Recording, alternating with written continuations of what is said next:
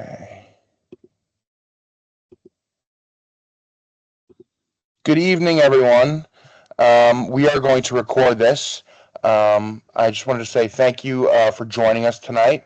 My name is Tom Curry. I'm the interim managing editor of the Bluebird News Network. I'm joined by Kyle Weisman, our interim editor-in-chief, and Dr. Sandy Wynn, our faculty advisor and interim secretary. They join me in moderating this discussion tonight. We're delighted to have had such a great response to us hosting this program, our first event as a school organization. We're even more excited to welcome Dr.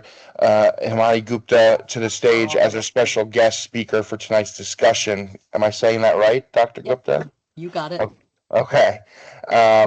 For tonight's discussion on ethics in journalism. We chose this topic as an organization because we believe it would be prudent to have our contributors start building a foundation for ethical reporting and content creation for a news organization before they start doing those things. I'm really excited to get this process started. So I'm going to do a real quick intro for our guest. In Dr. Gupta's own words, she is a writer, farmer, and professor. Unfortunately, we will only be asking her to rely on two of those identities tonight, although before we started the program, we got a little bit of garlic talk, so that was exciting. Dr. Gupta began her career as a journalist, as a staff writer at the Seattle Times. In 1995, she transitioned to academia, where she is currently teaching me, among many others, how to become a journalist in comms 3030, news and feature writing. Results pending on that, by the way. So I'm very excited to start the program by inviting Dr. Gupta to open with remarks on her career in journalism, if she'd like, the importance of journalism as a public service, why ethics are especially essential in today's political and media landscape, and how accuracy in reporting builds both an ethical foundation and the reputation of the writer and the publication. I might have given you too many subjects there, but feel free to hit on whatever you'd like, and then we can get to questions. So, please, everyone, welcome Dr. Gupta, and thank you so much. Yeah, hi everybody. It's really great to see you, and I can see that a lot of students from a lot of you in the room are students in news and feature writing, not all of you. So I do have to say this has been one of my favorite semesters teaching that course, and I think it's largely because there has been a lot of new energy around the Bluebird News Network. So I'm feeling like there's just a really great synergy between learning about journalism and actually putting it into practice in a way that's really doable and feasible collectively for all of you here here at Empire. So my journalism career, if you want to call a career, may have actually started in high school when I decided, I think around 8th grade, that I wanted to be a writer. And the reason I wanted to be a writer was because I didn't want to go into math or science, which were sort of the career paths my parents envisioned for me. And so I would carry a notebook around and a pen, and I would just write these little stories. And I started my best-selling novel at age 14. It's still to be completed, so it's what, like a 50-year work in progress. Um, but then in high school, I actually realized that one of the few ways that you could make a living as a writer was to work in journalism. So I kind of set out to learn more about journalism by taking a journalism class and then starting to work on the high school paper. And so I did that for about 3 years. I was subsequently the editor of the paper. And then I went to the Medill School of Journalism at Northwestern University. And it's really interesting. I was just at Northwestern in early October, about a month ago, for my 40-year college reunion. And this is, I know I'm really dating myself, but it's going to come out sooner or later anyway. And I think it's actually useful because you can sort of see how things have changed in media, but also how things maybe, how some things kind of remain constant. And so anyway, I went to a reception at the Medill School of Journalism and saw that it looked nothing like the journalism school that I had been at. It was super high tech. There were media, there were like big screens everywhere, and all these like really famous people that had graduated from Northwestern were showcased. I wasn't one of those people being showcased, by the way. But I kind of fell in. I started connecting with people, and sooner or later, I found my way back to the old side of the journalism school building, and I could still smell the chemicals in the photography room, and I could still get the feel of the like newsprint in the classrooms. So I like to say that I learned how to write stories on a manual typewriter. And I was remembering that at Northwestern, we did it on this paper where you would put 3 sheets of paper in the typewriter roll. I don't know if you guys know what a typewriter roll is, but you would roll the paper into that, and then and it would be 3 sheets, and there would be a sheet of carbon between each one. And you would triple space so that there would be plenty of room for the editor or for the teacher to mark up your sentences. And then, you would have these triple spaces on this 8.5 by 11 sheet of paper that had carbon in between. So you had 3 copies. But you can imagine how many words can actually just fit on one sheet of paper where it's already triple spaced and you're using manual type. So we had to do that every time we switched pages. So it was very much in our interests to not write very long stories. So anyway, I survived all that. And yes, I remember those feelings of fresh mimeograph school tests. I think some of us probably got got a little high from that scent. But anyway, that's another story. Um, and so anyway, I survived all that and I went to work in the newspaper business, and I did that for the next 25 years.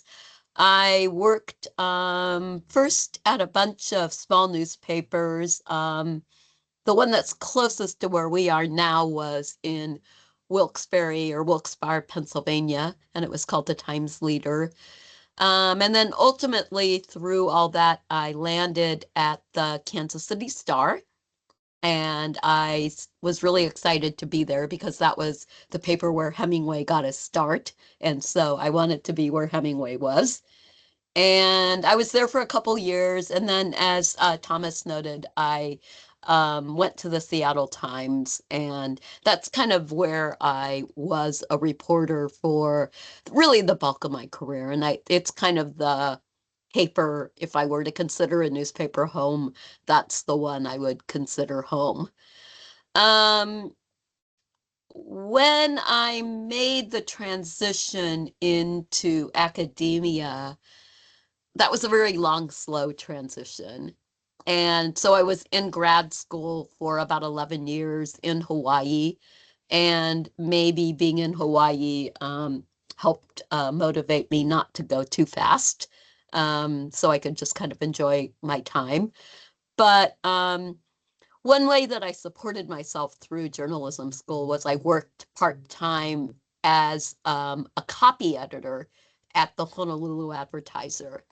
And so I did that for several years.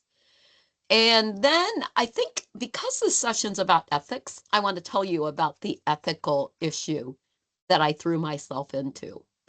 Um, and you may either think really highly of me after that, or you might think less of me. But I'm going to just be truth and honesty and tell you all. So year 2000, and in Hawaii, there was and is a very strong Native Hawaiian sovereignty movement. And the movement dates back to 1893 when the islands were basically illegally seized by U.S. military troops.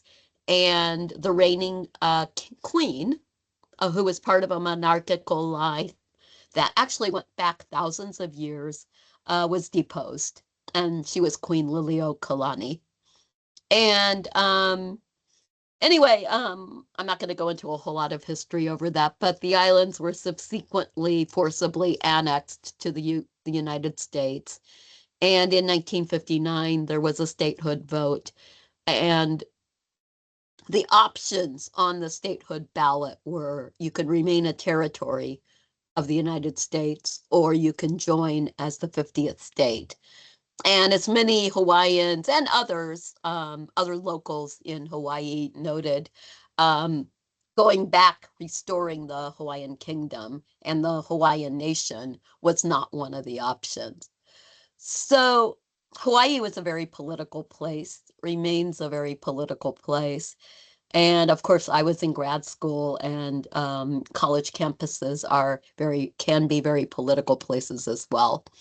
So the University of Hawaii's politics rested on the fact that it was a campus that sat on lands that were illegally seized by U.S. corporate interests and then brought into what became the state of Hawaii later. So they're called ceded lands, and they're if you think about territorial acknowledgments that we do here on the continent, we often talk about the unceded or the ceded lands of various peoples. This is very similar, a similar situation to that.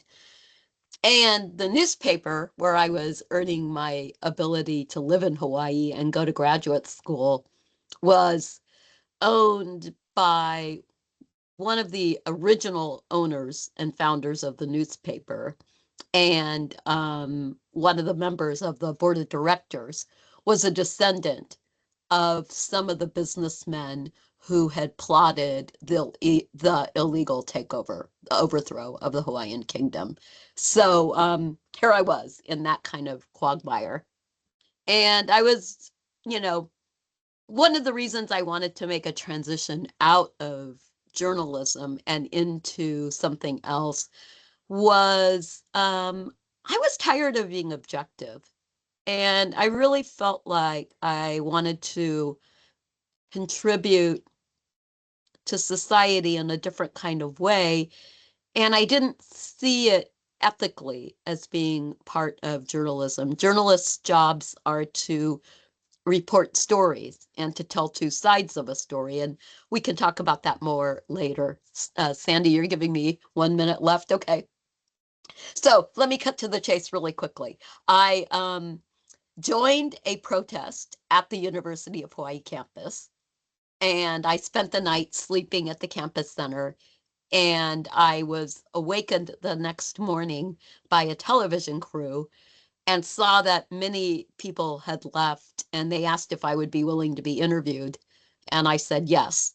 And guess who saw the interview of me saying, I support the Hawaiian sovereignty movement, and I think that the University of Hawaii should cede the lands and give them back to the Hawaiian people.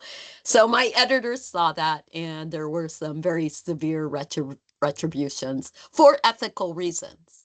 And the ethics reasons were, very much that journalists, even copy editors, should not be taking political stances. And my claim was that I was doing this in my private life and that I never identified myself as being a member of the press in any of those statements. And that, I was at that point working, part-time on a copy desk. I wasn't, an active part of the news reporting and news gathering corporation or core. So I'll stop there and I'll just kind of we'll let it go there. So I hope I don't know if I answered any of your questions, but there we go.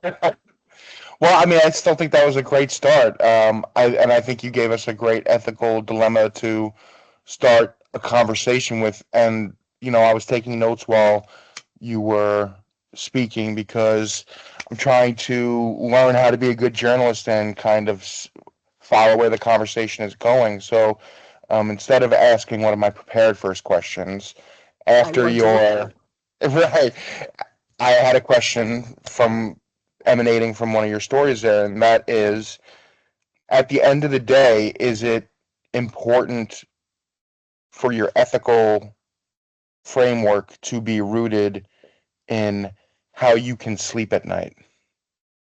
Oh yeah, definitely. And so that actually calls up the dilemma of the protest. Um, I, I was a grad student. I was in the first year of my PhD program, and I had worked professionally in journalism at that point for 15 years. Um, I was fully aware that what I was doing was ethically wrong, as from the standpoint of the employer, um, and from the standpoint of the media. At the same time, I also was aware that what I was doing was ethically right from my own beliefs about what should be done right for the Hawaiian people. Now, I don't think I ever resolved which one was better or worse. Um, and what I would say is that there were really heavy consequences. My hours were cut. That really made it difficult for me financially. And a letter of rebuke was placed in a permanent personnel file. I have no idea if it's still there or not. Um, and I was actually not allowed for several years to edit anything dealing with the University of Hawaii or Hawaiian sovereignty. Um, at the Wow. same at the same time, they let me keep my job. Yeah. So would you have changed your decision looking back at it now? No, Okay. no. Well, I guess you have kind of resolved that ethical quandary for yourself, right? Well, yes and no. I mean, I feel like it put me on a path to doing what I'm doing now. And at the same time, it gave me a lot of respect for the risks of political action. So when I teach and I talk about covering something like an election, which you all just did. You all, those of you who are here, who are in my class, just had to write a breaking news story about election night, and it gave me a sense of the really, really high risks of political action Hmm. that people take when they really go out on the limb. So I think that made me more cognizant as a professional. But I still, really don't know what was right. Okay, I think it's fair enough. That Yeah. um. All right. That was Well, I 25 guess years ago. I mean, that was a long time ago. yeah. All right. Well, I guess we'll get into the soup questions. The first question that I have for you was, as a student of yours, I've come to understand how central good reporting is to ethical decision making. Can you explain why that connection matters for our student journalists? Yeah. So I think it helps to understand also what does good reporting mean. And so, it isn't just about going someplace and writing what you think. It's really about listening attentively to what people are telling you. If you're going in with a story in mind, such as if you're going to, say, like a subway stop, a metro stop, and you're going to be interviewing people about the government shutdown. It's really about, having a story or an angle in mind, but it's also really about making sure that your questions aren't slanted or biased, that they're open, that people who you may not agree with. We had this conversation in one of the live editing workshops that we can't be completely unbiased. We were all born just by virtue of our birth and who our parents were, or what our ethnicity is, or what part of the country we grew up in, or who we went to school with, or whether or not we went to church, or, everything you can think of gives us a bias. Mm, Um, but it's good reporting is also really about being attentive and to listening to people you might not agree with. Good teaching is very much like that too. Um, you know, I try not to have a political view in my classes as a teacher, but I suspect my political view comes out. But I need to be very, very fair to everybody and to do my best. I mean, at the end of the day, all I can do is do my best, but to do my best to make sure that everybody gets fair treatment. So I think when I think about good reporting being key to ethical decision making, that's what it's about. It's mm, really about making sure your questions are structured in a way that you're listening in a particular way, and then that you're analyzing, which is what writing a story essentially is. You're analyzing in a way that you're really being fair to everybody. mm. And that So, doesn't mean you have to have everybody getting equal treatment, but it yeah. does mean that you're being fair to everybody. How important is it for writers to continue checking in with themselves about their biases and self-editing to make sure that they're putting out the most objective piece? Oh, very important. Yeah, very important. I would recommend if you're doing this for a living, I would recommend like keeping a journal and reflecting on it every single day. I'm not sure I did that when I was a journalist, Mm, but I certainly thought about it quite a bit. I would think about it when I was, you know, in a taxi on my way to a story. I would think about it as I was driving to work. I would, think about it in all sorts of capacities. And, it I would think about it a lot when I was around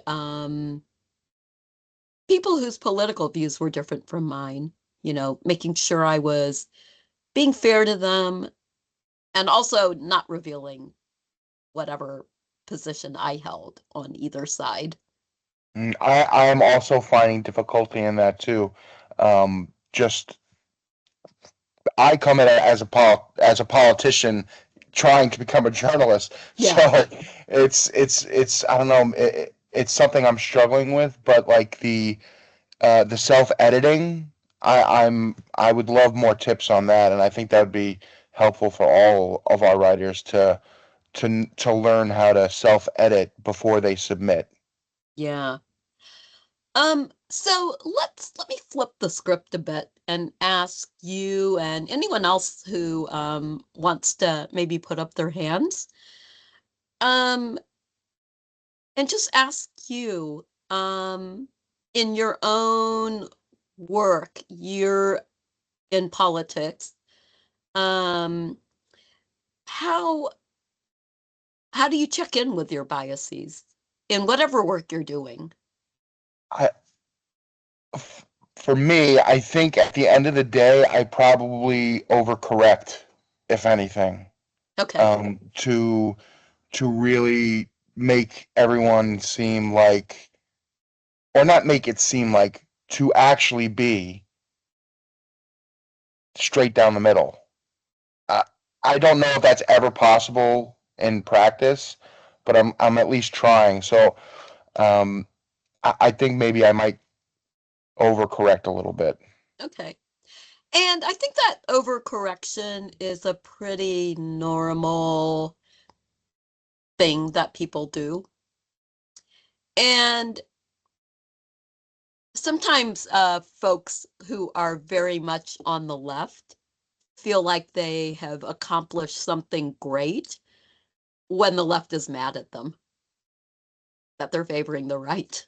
That's funny. So I'll give you a quick example. In the late 1980s, 1988 or so, the precursors to what is kind of today the political right, the Christian conservatives basically, were known as the Robertson Republicans because they were people who had begun organizing on a grassroots level to behind Pat Robertson, who was running for president on the Republican ticket in, I think he maybe ran for the first time in the early 1980s, but then he made a really really big splash in 1988. And it just so happened that there were a lot of Robertson Republicans who were going after local seats, local city councils, and that kind of thing in the areas that were part of my beat. So I covered them because I was so fascinated by them actually. And I was fascinated by their tactics. I didn't agree with them, but I was really fascinated by their tactics. And I was also really interested in their willingness to talk to me.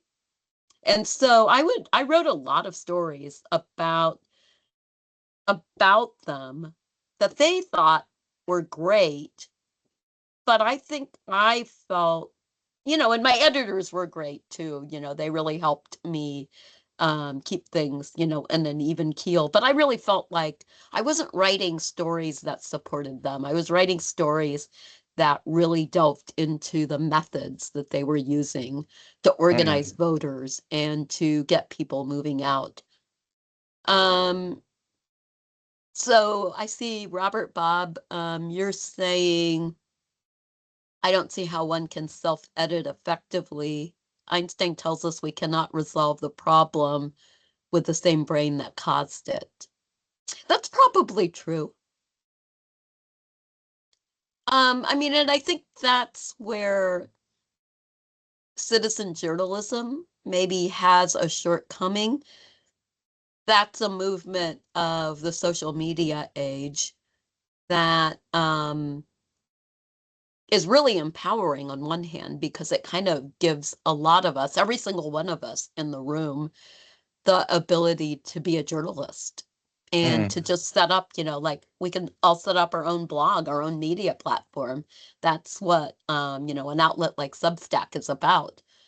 But in fact, that was something they were talking about on the Media Project just recently. And it was really interesting. But one of the things that happens when you're just kind of like hanging out your own shingle is that you lose that ability to collect feedback from somebody who's editing you before your story goes out. So, I think self-editing effectively, there's like, we've talked about several steps of editing. With first, you want to make sure your sentences are grammatically correct, that they're following AP style, that you've got names and dates and ages right, and you've got quotes where quotes should be and that kind of thing. Then there are these other layers where you're asking questions about biases and style. So I think I see a hand up, Kyle. Well, it's actually his turn to go forth with some questions for this section of the discussion. So I'm going to pass it over to Kyle for a little bit. Okay. And I think you're muted.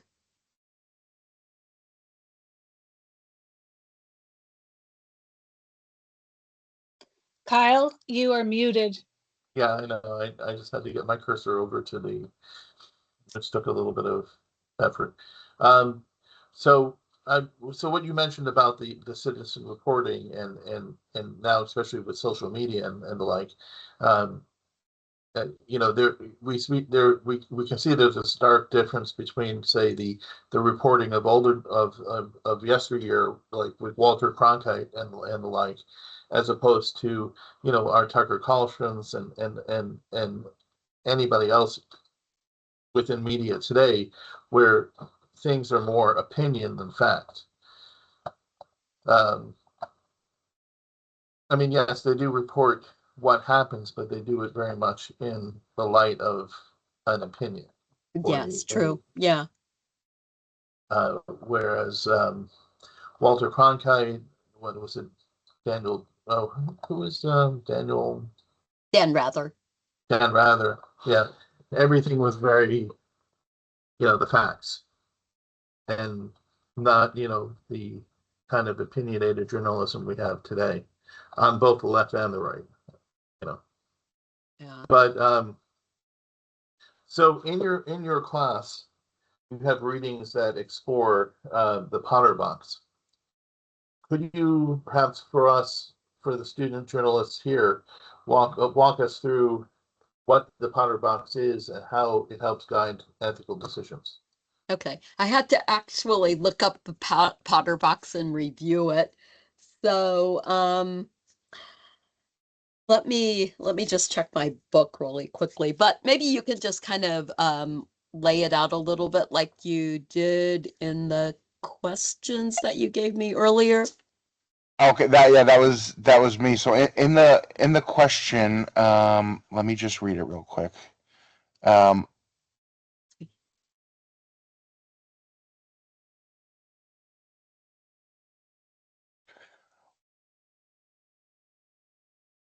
Sorry, I have so many browsers open. Okay, here we go.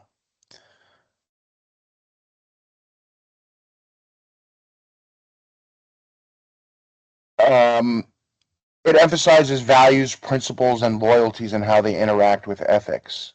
Yeah. And so, like addressing each of those issues when you're trying to make an ethical decision. And sometimes they kind of uh, not fight with each other, but they contradict one another. Values versus principles. So, what goes into your thinking for all those? Okay. Yeah, and I think that is I think those I think I'm always thinking about all three of those without actually actively, being aware of that. So let me backtrack just a little bit. When I learned how to be a journalist in journalism school first, we took a class called Law and Ethics of Journalism. That was a course we took our senior year. And it was taught by a former Chicago Sun-Times copy editor who became a lawyer, and then by a working journalist who had a really strong interest in ethics. So it was a really interesting class, but the basic message that I walked away with was that there are actually very few laws restricting journalists. And that's due in part to the importance that our society has placed on the First Amendment and free speech. So, because there's so few laws, ethics are what fill the void. So that's what I learned in 1985. And as we're fast forwarding, 40 years, 4 decades later, into a completely different kind of media landscape, and one that's really characterized by all of the things that Kyle brought out, the the infotainment, the opinions, the very, very, very, not just kind of hidden biases, but very open biases that even legacy media tends to express. I think that's where we really have to bring ethics back. Sometimes it does seem like there are no ethics at all, that anything goes.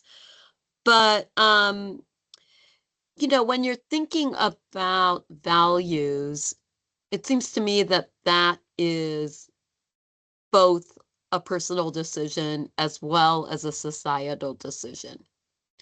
So let's say we're all local journalists working for a small, for a newspaper in our neighborhood, a news media organization. Sorry, newspapers aren't always what they used to be. A media organization in our borough, our community, neighborhood, or our town, whatever it may be. And a cross burning occurs. And it happens and somebody's house catches on fire as a result of that. And it's our job to go out and cover that story. Do we give equal time to the perpetrators of that cross burning? And No, of do course not. we, yeah, well, of course not, but why not? Well, they're inflicting harm. Yeah. Maybe they see it differently. Hmm. I mean, this is where it gets really difficult, and you have to ask yourself some very, very hard questions that you don't sit comfortably with. This is why, to these days, I don't really know what was right in that act, that defiant act that I did in the year 2000, in support of Hawaiian sovereignty.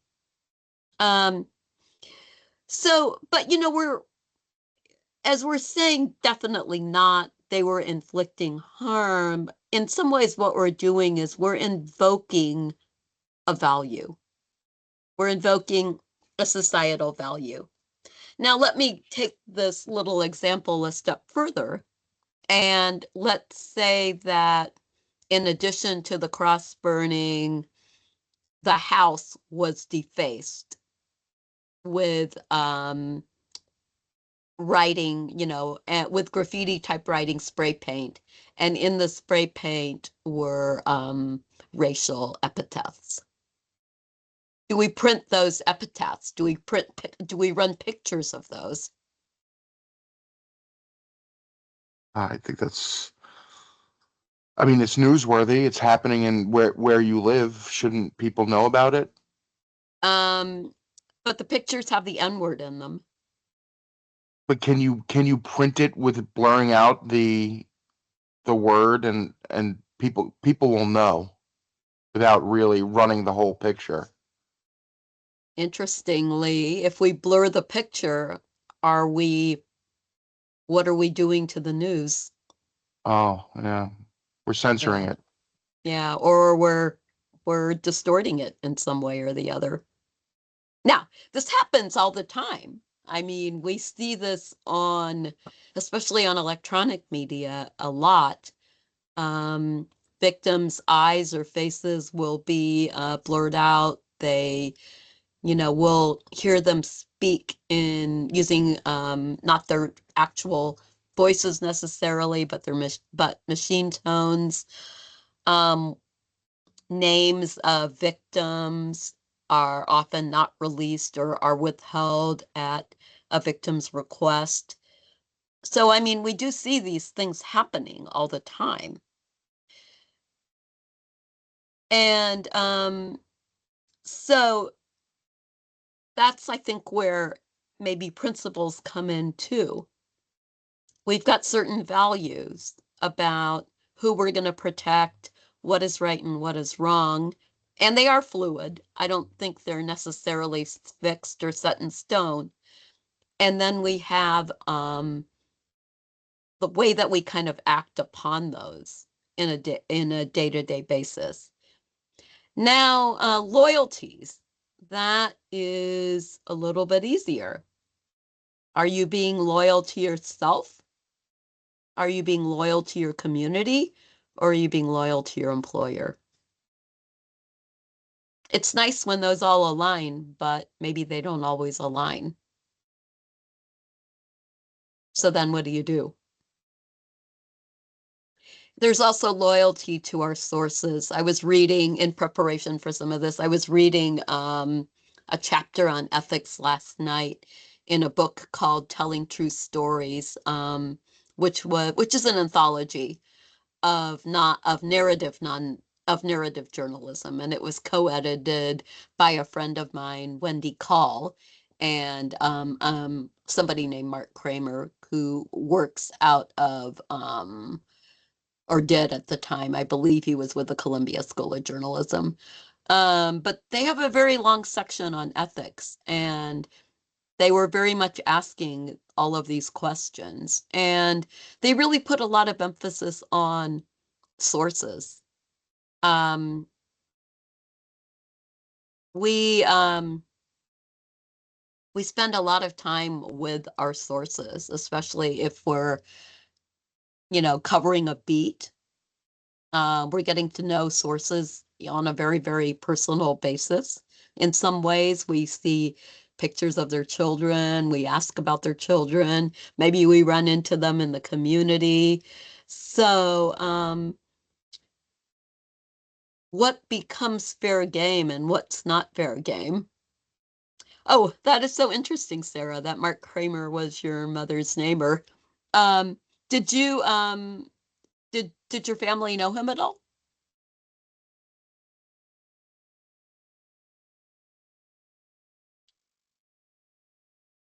Yeah, go ahead and typing. But I mean, those are the kinds of dilemmas that happen on a day-to-day basis. And I think in so many ways, like I sometimes wonder, it seems like when I look at the media world out there, that there are no ethics at all anymore. But maybe there are. And maybe they're just very different from my own set of Potter model values, principles, and loyalties. Well, Robert, Himanee, I'm oh, sorry, so, Robert has a question. Was that what you were going to say, Thomas? great minds, Sandy. Yep, definitely. Thomas or Robert has a really great question, and if you don't mind my paraphrasing, he's basically wondering if ethics are really fluid given the whole host of different ethicists through Aristotle and before and after. So would ethics be fluid? And Robert, if I've bastardized that, make sure to let me know. I think ethics are very fluid. And I think also, many things are fluid. The law is fluid.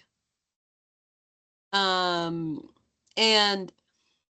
I think that's one of the it's one of the blessings and one of the banes of a democratic society and a free press, that we have a lot of freedom, but with a lot of freedom comes a lot of fluidity, and with fluidity comes sometimes it doesn't seem like we have solid ground to stand on. We're standing in really troubled water where the current is getting faster and faster, and sooner or later we can always lose ground and go out of control. We never talked about the social contract when I was growing up in journalism much, but I think the social contract, which is a political theory concept, something that you would learn in a government and politics class, is really important to think about. And that is the unspoken agreement among people to give up their freedoms for the greater good of society. So that might be why we don't give fair time to what we consider to be racist behavior in an incident like a cross burning or the use of racial epithets on, to hurt others. So does that answer your question? Kyle? Yes, I do believe it does. I would just ask, as a bit of a follow-up, would you say that can you give an example briefly of where following the law or following the guidelines within the Potter's Box still led to an ethically questionable outcome, even though with the intent of doing everything right, it went sideways and Yeah.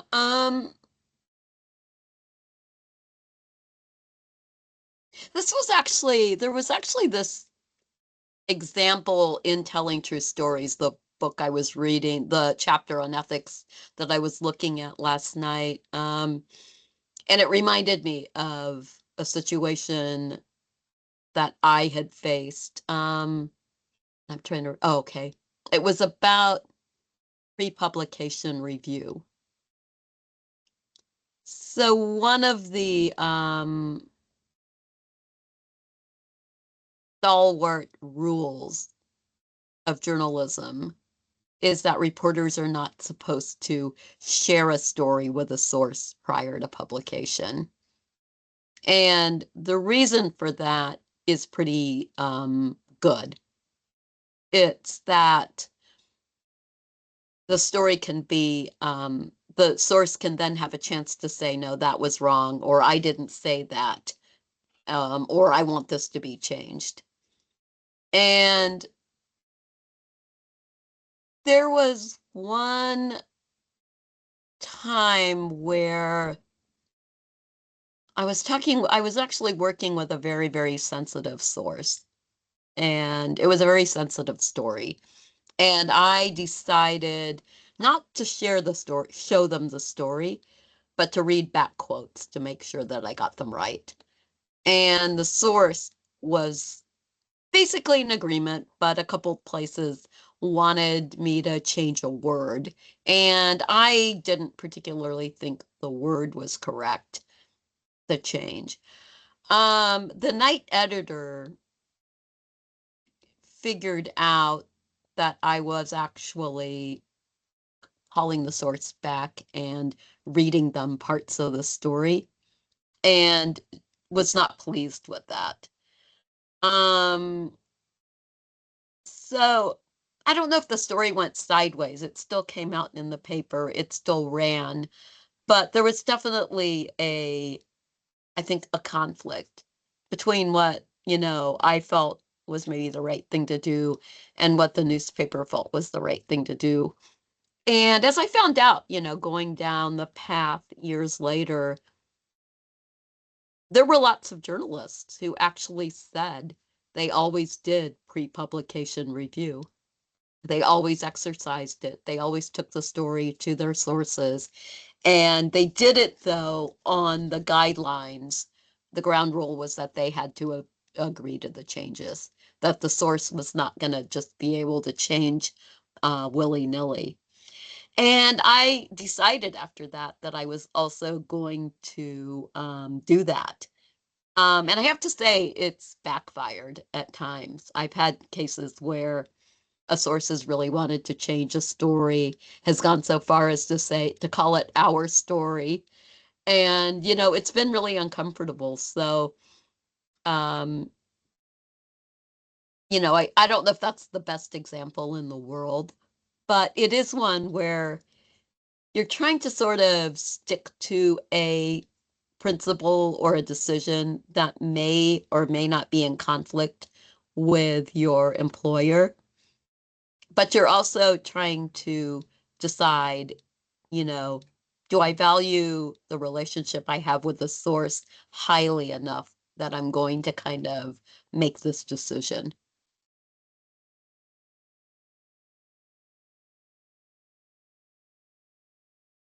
Well, thank you for that. That's the time to move to the next section. So thank you, Kyle, for leading that part of the discussion.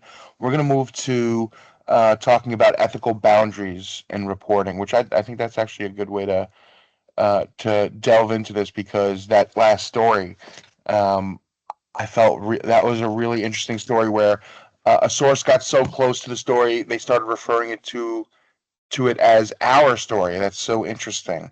How do you establish the right boundaries with reporters, or targets of stories, or focuses of stories? How do you establish those boundaries?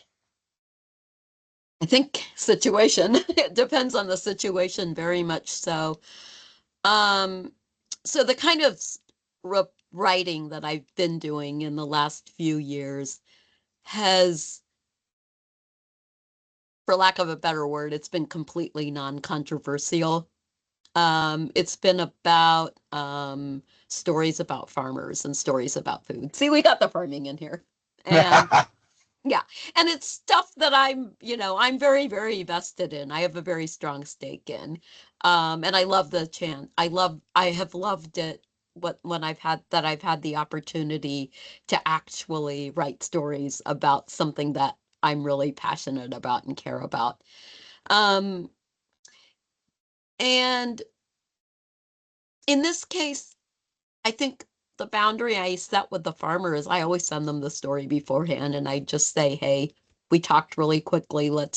Can you take a look at it? And please just know that it has to be, 400 words or less. And so, so that is one way to kind of think about it, is that what's the nature of the story? Hmm. Okay. Um, in another case, it could be, what are the parameters that the editor or the owner or the publisher of the media organization are going to set. In the case of the issue with that person calling it our story, I was working, at that point, I was freelancing for a magazine called Colors Northwest. And it was basically a publication in Seattle. It was like a monthly magazine that was all about writing about people of color in Seattle, and issues that were pertinent to people of color. So it was kind of like that was its focus. And I reached out to the editor. Ironically, had been the editor. She had actually founded the paper, and she had actually been an intern at the Seattle Times while I was a reporter. And she had been a participant in a newspaper, a 2-week newspaper workshop that we used to run for high school students.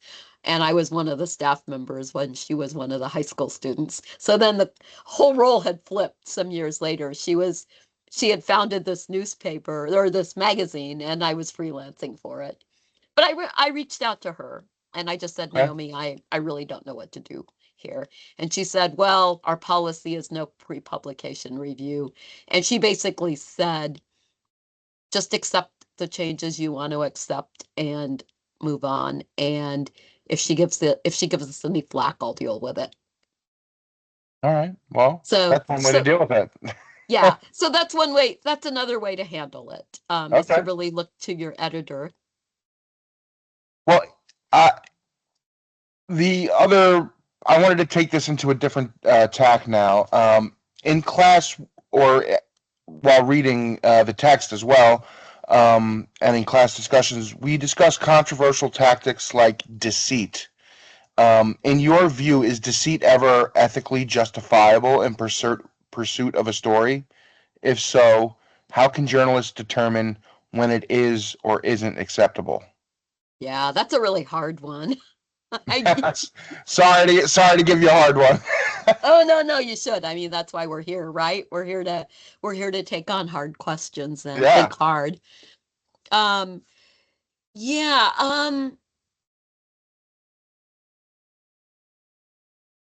so I'm gonna say I would feel very uncomfortable acting in a deceitful manner. Mm. And I'm going to say also that some very good stories, some very important truths have come as a result of people who have obtained those stories through deceit. Some of the more, I guess, fantastical stories that have come out with deceit, I can remember. Usually, it usually has to do with politics, and some of that comes from reporting done by Veritas. Have you ever heard Project Veritas? Yeah. What do you think about that kind of like ambush reporting? Oh, Now, for those who are watching and don't know Project Veritas, it's a group of journalists who infiltrate left-leaning organizations to try to get them to say embarrassing information or what they think is embarrassing information about some of their pet causes. For example, reproductive rights. yeah. They've set up a lot of conversations with um, abortion activists and had them discuss really sensitive topics, like the remains of embryos or aborted fetuses, and just having that out there. What do you think of that kind of journalism? I think that's really wrong. I don't think that's journalism. Hmm. Okay. There's a different kind of deceit, though, where you're sort of in a, I mean, I've done this in like the most innocuous of ways, where you're in a setting where you're not supposed to be, and you're taking notes, or you've got a tape recorder running, and then you go back and you write your story based on this kind of tape recorder running. So it is actually unethical and potentially illegal to be taping somebody without their, to be recording somebody talking or videotaping them without without their permission. However, we do it all the time, right? Mm. And so when do you come clean to that person and say, hey, I've got this story. I remember there was a case of somebody, this is a really good one. This was at the Seattle Times. The University of Washington football team, the Huskies, were on this incredible winning streak. And they were poised to like win the Rose Bowl for the third year in a row. And some news broke by one of our reporters about one of the players. I don't remember what he was doing that was wrong. He was taking money illegally, or maybe he was selling drugs, or maybe he was Wow. taking like, I think he was taking money in a wrongful way for a college athlete. And this was well before the professionalism of college athletes came about. But the way this reporter got the story was he went to the meeting. He said he wanted to have a meeting with this particular player, and the player agreed, and they sat down, and he put the tape recorder down in between the two of them and turned it on. And then he just started looking at the reporter, at the other one, straight in the eye. And he said he had a notebook with him, but he said he took hardly no notes that whole time. Everything was on the tape recorder. And then he went back and wrote the story and broke, kind of this big news. And the person freely confessed and acknowledged all this kind of information. And I think there could be some real questions raised about whether that was deceitful or not. But on the other hand, it was an important story. It was a story that needed to be told. It resulted in severe penalties for the University of Washington and some significant rules governing the conduct of players in collegiate football. Interesting. Well, this will be the last question for this section. It comes from Robert, actually. How can something deceitful be ethical? This type of approach addresses the ends to the means, and associating ethics is just for sound sleep. Now, I think you actually did a pretty good job of answering that, because it sounds like we're talking about the ethics of the reporting and the ethics about the situation and what's more important to the public. I think is probably a question some reporters ask Yeah. to get around an ethical decision. Is that correct? Would you agree with that? Somewhat. Yeah, I think somewhat. And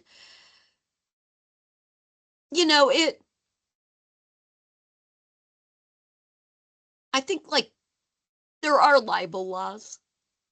And there is this idea that if you're willfully being malicious, which I think is what that Veritas group is doing, they're engaging in a willful action to be malicious. And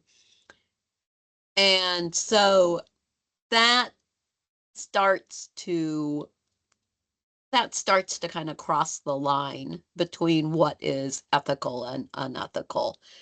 If you're being intentionally malicious. Now, if you're being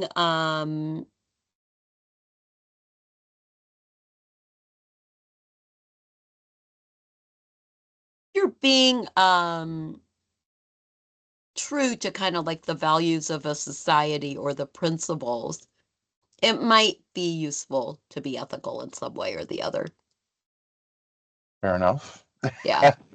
Well, thank you for your answers on ethical boundaries and reporting. I'm going to hand it over to Kyle for a discussion on source relationships and conflicts of interest. Kyle?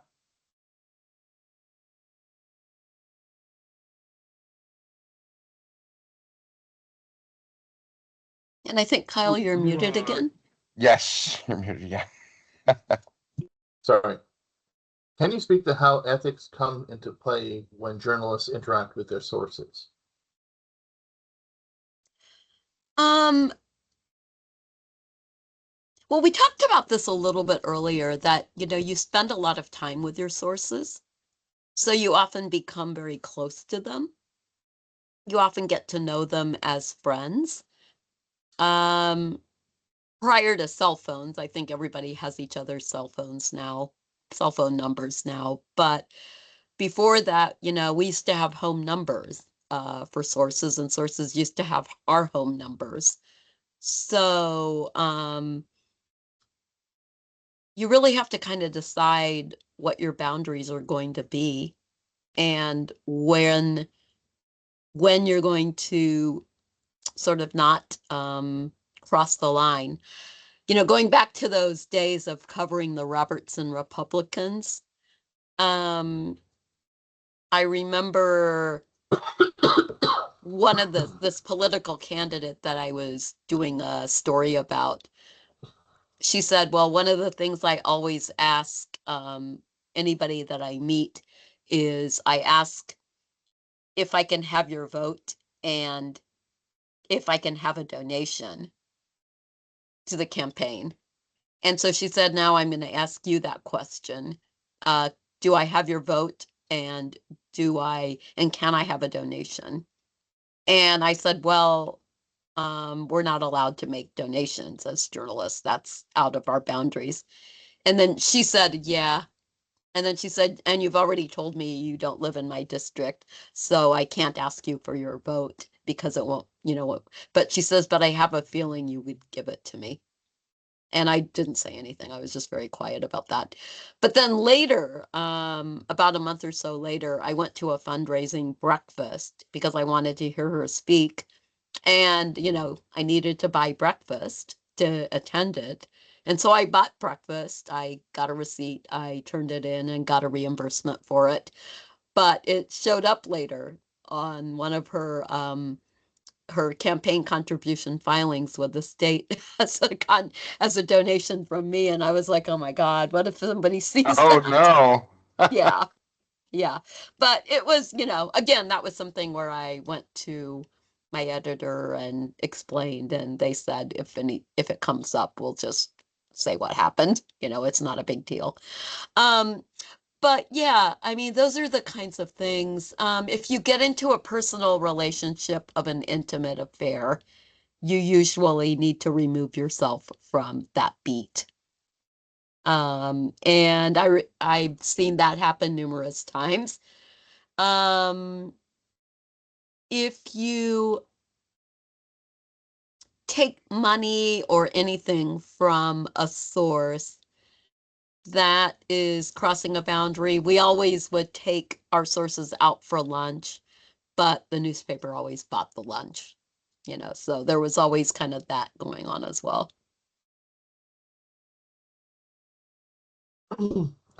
So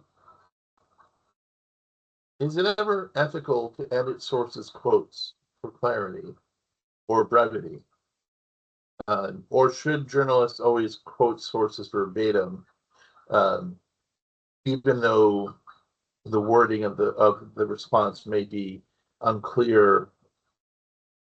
Yeah, unclear. Yeah, that's a really good question. And that's a question that I really grapple with a lot. Because it's easier now because we do record a lot more. When I was, working full-time as a daily newspaper journalist, I didn't tape record a lot because it was very time consuming to listen to a tape again. So I would mostly just take notes. And everybody knows that notes aren't always perfect.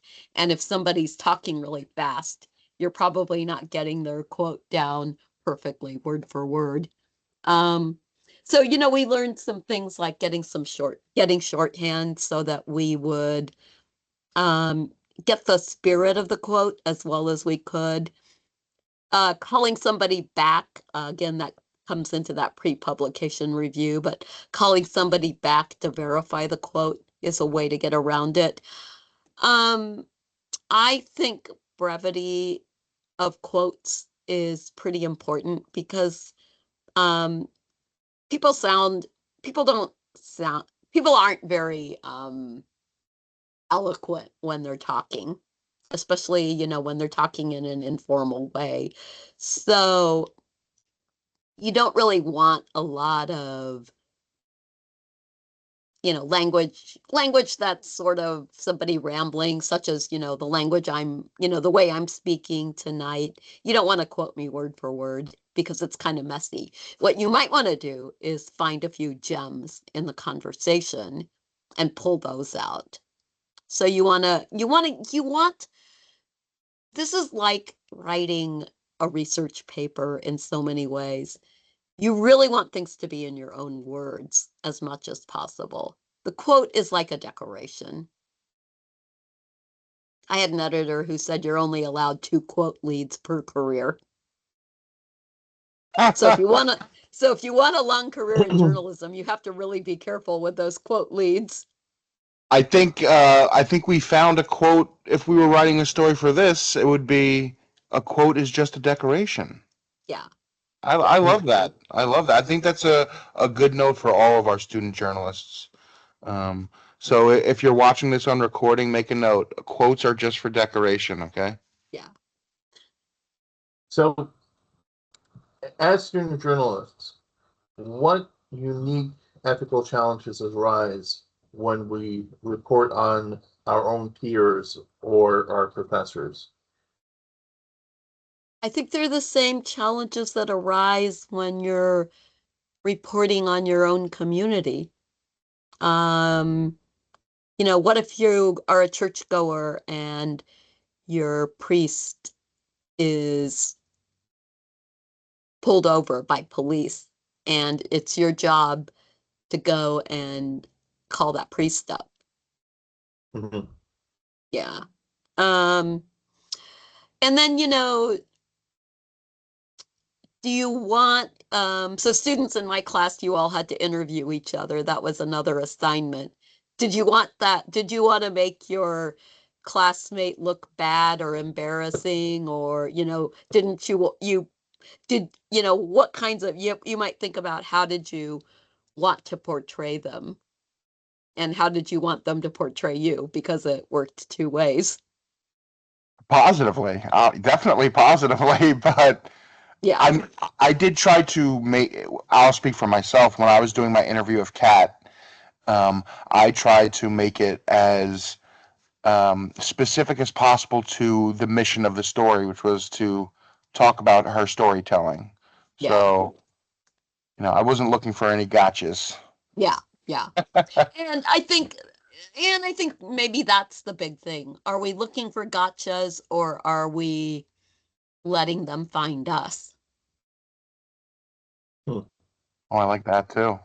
Yeah. In the case of that University of Washington player, Tom Ferry was the reporter on that, by the way.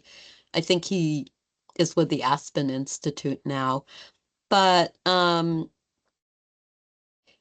he had already done enough reporting that he knew he was doing. It was an investigative project that he had been working on for about a year. He had heard rumors of this stuff happening, and he already knew that this player was doing whatever it was that he was doing that I can't remember, embarrassingly. But all he needed was the gotcha. And so he was very lucky in some ways, because I think the guy just said, what did he say? I think Tom just said, so I know about all this. And then the player just started talking. So Tom kind of gave him the space for him to kind of convict himself. Now, do you want to do that to a peer? Would that be fair? Yeah. Is kind of the big question. We're not a face-to-face campus where we have issues like, on-campus protests for Gaza or for Israel. But we're seeing a lot of that at other SUNYs and across the nation. And, really, if you're a reporter, how do you want to treat, these are your peers. Right. How do you want to express what they are doing? This goes back to like the dangers of taking a political stance too. Mm. So, as a brief follow up to that, say for example, we as one of us as a student journalist is covering, a debate that's happening, let's say in our student government, right? And which as many student governments go, there are facts, and then there are personal aspects to the debate, right? So how does how does the how do we as the journalist parse the difference between the factual in a like a debate and the personal,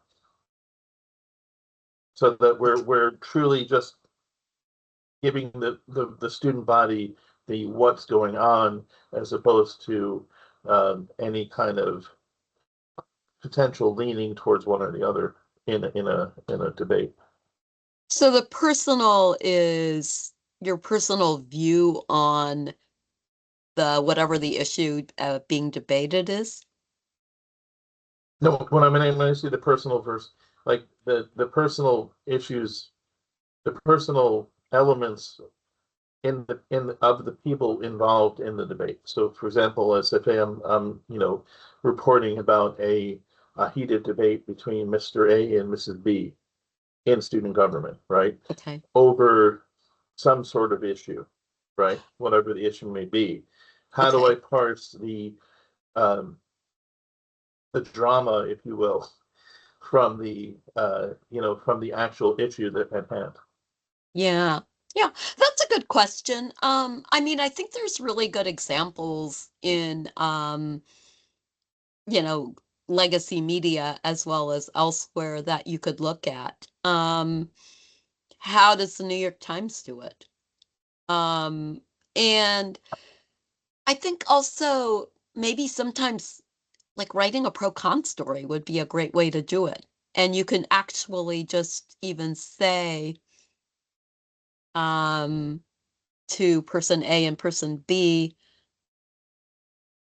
tell me what you think are the key issues that students should be thinking about or that readers should be thinking about.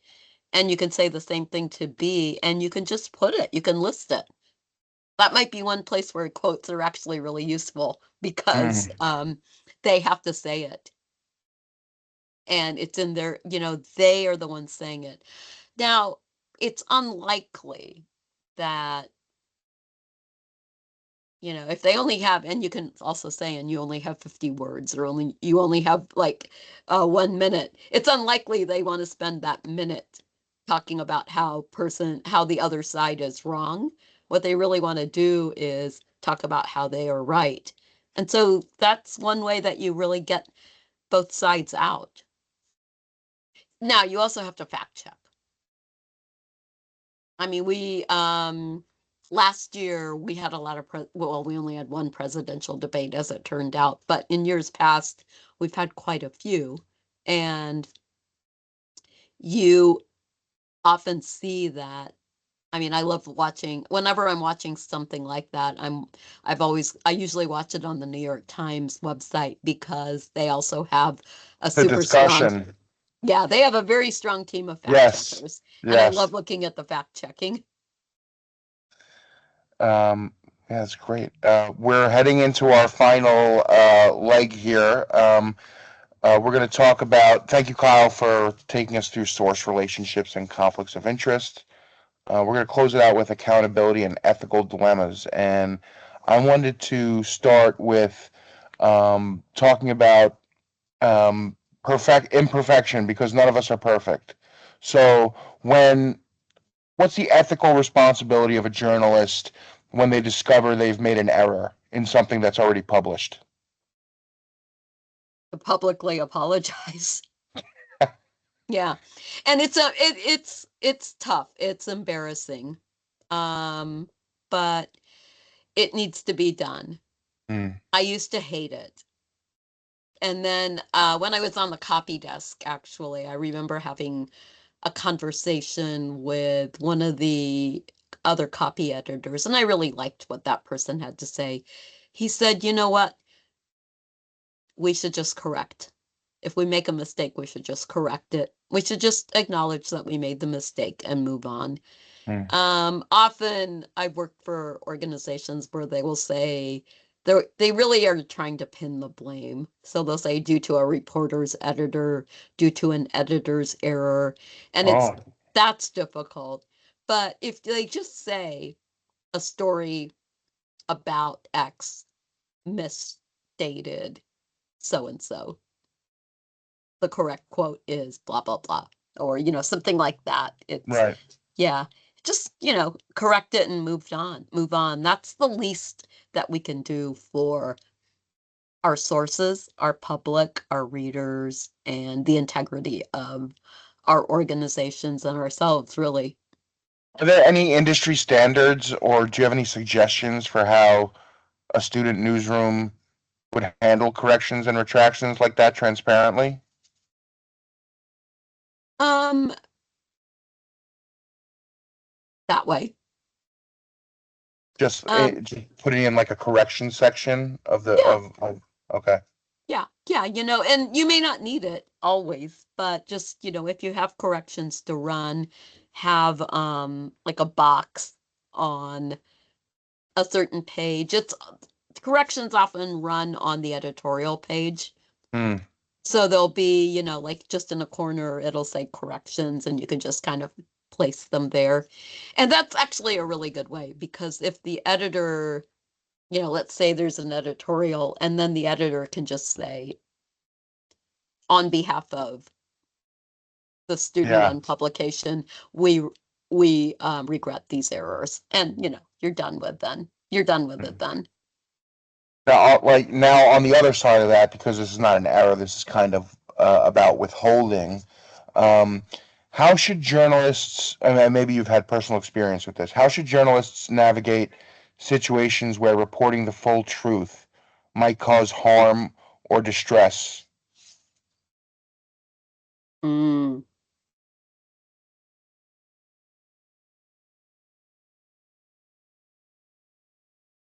Yeah. I mean, I sat on a book manuscript for probably a decade. This was kind of post journalist career, but I think certainly my journalist mindset was involved with it, where I really had to ask myself some tough questions because interviewees who I had spent like hours with were telling me things that were really interesting. I think the way you have to think about it is, what does the public need to know? Hmm. And what does the public really not need to know? Hmm. It's an interesting question though, because that means you're the person who decides what the public needs to know and what That's they your, don't. yeah, but that's kind of like, Gosh, that's such a what an awesome responsibility for a journalist and an editor to have. yeah, yeah, that's kind of the role you take on. Your professional, that's your professional obligation. Mm, difficult. Can you ever think of a case where withholding information was the more ethical decision? I mean, I know you said the manual or the manuscript, but Yeah, the was book. there? Yeah. Um, I'm trying to think in my writing career, in my newspaper writing career, where I withheld information. Um,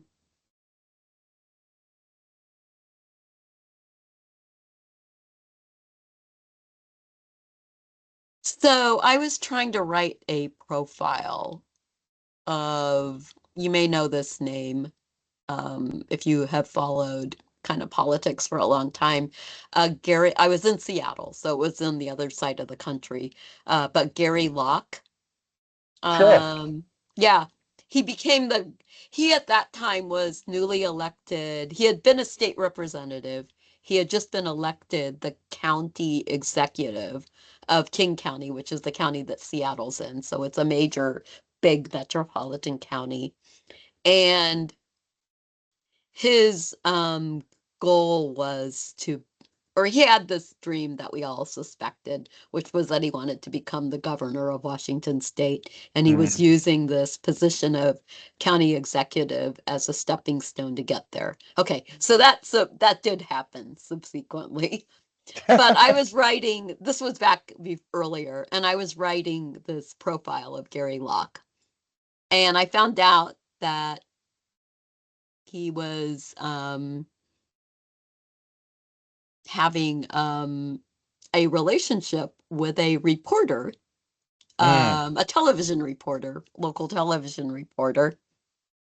And, you know, there were all these kind of conversations about Gary Locke being single and was he going to get married? And who was he going to marry if he was going to get married? And was he dating? And who was he dating? So anyway, I found out. It helped because this was all, he's Asian American, I'm Asian American. This was all happening in an Asian American journalist kind of milieu that I was like pretty involved with. And anyway, I was going to tell the story, and Gary Locke begged me not to. Mm. He asked me to come into his office, and we sat down, and he just said, will you please not do this? And so anyway, I did give in, and then the bastard like told somebody else when he announced his engagement to her, which really What a made me mad. jerk! What a jerk! Which really made me mad because somebody else got that story, but I was like, Oh, and he became governor. yeah, and then he became governor. But it was funny, Gary Luck. So because this, you know, he subsequently got engaged to this journalist and married her. Gary Luck started showing up in like social circles that I was in also. And we, you know, we're very polite about keeping our distance and all that about, you know, things. But he wrote me this when I left the Seattle Times. He wrote me this going away card about something about why why did I write a better profile of this politician over him or something like that. It was just a joke.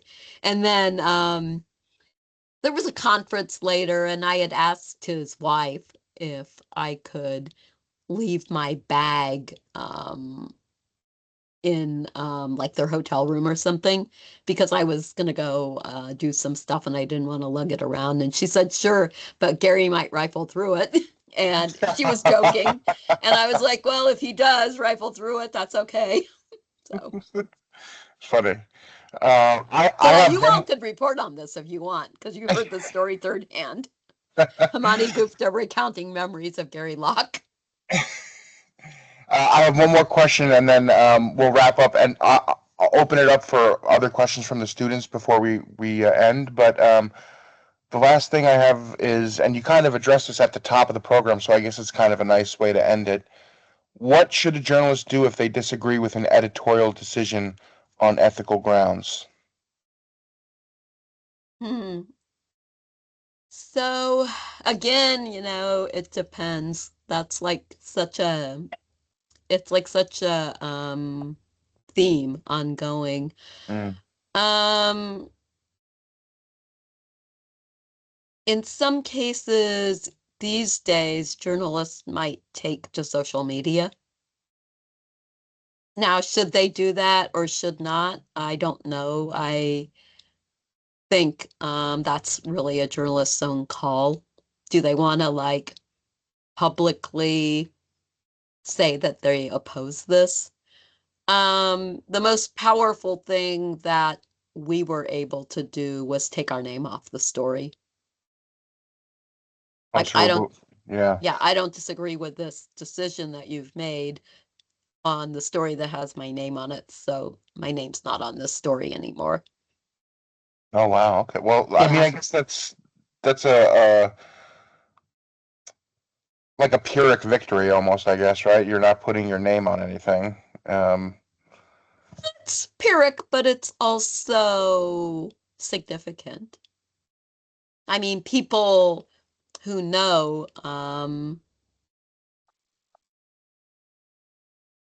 if you're going to disagree with an editorial decision, it's probably going to be a pretty big deal. So it's probably important that a lot of people know. But yeah. you know, you also can, I mean, I do think maybe in some cases that is fair to politely, but not, maybe politely but firmly write a counterpoint. And maybe it appears in the newspaper or the news publication, and maybe it appears in a different space. Yeah, and that space a lot of the times winds up being X or Twitter or Threads or yeah. Well, I gotta say I'm just so thrilled that you came out and joined us for 90 minutes on a Wednesday to talk about ethics in journalism. Thank you so much. Does anyone in the audience have any questions for Dr. Gupta before we end the program? Obviously, Kyle, Dr. Sandy, if you have questions, we'd love to hear more. And I do have a closing pitch that I'd like to make at the end in the interests of total bias, but go ahead, Please. Kyle. So going back to the issue that you raised about holding political opinions. So I was thinking about that, and actually something that I had done recently. So I mean, I'm the interim editor in chief, right? And I'm also, I work a lot in student engagement throughout the spectrum of the college, and I also, I'm also I'm a student activist. Um, so I do take upon a lot of different causes. Um, so, recently we had a dormitory shooting at SUNY Morrisville, that I had on our own SUNY Empire Connects. I had put up a post saying that the shooting at SUNY Morrisville, where a 20-year-old was shot and wounded in their dormitory, emphasizes the need for stricter gun control. Mhm. And I think I even made the statement that guns are not, guns don't really have a place in a civilized society. Um, as the editor in chief of this upstart organization, did I cross a line there? Um,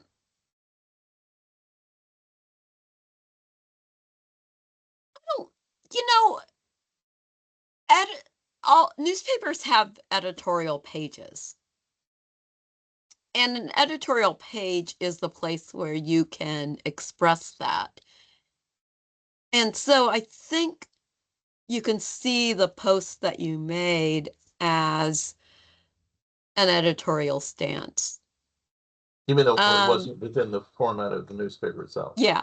And then, I would go back again to that. That's actually a question that's very similar to, it's really, the Potter's model is really useful for it. Um, you know, do we have a societal value that people shouldn't be shooting each other? I think we do. I hope we do. Um, Now we may have some really different opinions about gun control and the right to bear an arm. I mean, that's a huge controversy in American society and has been Mhm. through history. However, so maybe there's a little bit of a stance, but on the other hand, I'm kind of like, well, what do others think? I mean, that's what did you get any pushback from that? Well, Not it was really. on Connects, right? It was like a social media post. Right. Yeah. So given that angle,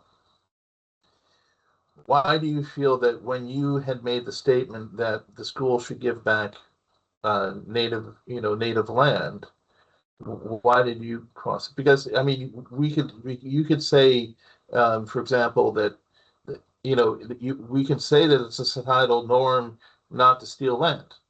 Yeah. So if the land was stolen, then it should be given back. I mean that just follows logically. Yeah. Except that the university didn't agree that the land should be given back. I mean, and in some cases, I think the newspaper publisher that I worked for really wasn't even fully aware um that this was that a kingdom had been overthrown. I mean, I don't know I know what the history of Hawaii that I learned in high school was, which had nothing to do with an illegal overthrow of a kingdom. It was more Oh, of that, course not. yeah, there were these islands and then they became part of the United States and now they're the 50th state. And Right. isn't it wonderful that we can go there and get some sunshine Honeymoon. on the beach Yeah, and right. see hula? Yeah. So, I mean, a lot of it is also when you're bringing up history, you are challenging authority. Um, the gun, the situation in your case is something that nobody's clueless about. Okay. I guess maybe that would be where it's these things are really, really hard. And I think that's why it's important also to really be thinking about all this in community, because nobody's going to come up with a set of, and I'm not even going to call them ethical rules, but ethical practices or guidelines in isolation. You know, Mm. you're going to be, I mean, you can't sort of say this is what we're going to do and this is going to apply to everybody. It kind of has to be for everybody. I mean, everybody has to have an input in it in so many ways. But I don't know if that makes sense. Robert has a very wide ranging question. He said, "Are we a civilized society or just law abiding?" I don't know if that relates to journalism so much, but it's still an interesting question. It might be a question we take on when we go out and report our stories. If you haven't turned in the story on the survey, you could ask that question. There you go. Yeah. Which actually brings me to my pitch to end it. I am really excited to see the Bluebird news network getting off the ground. And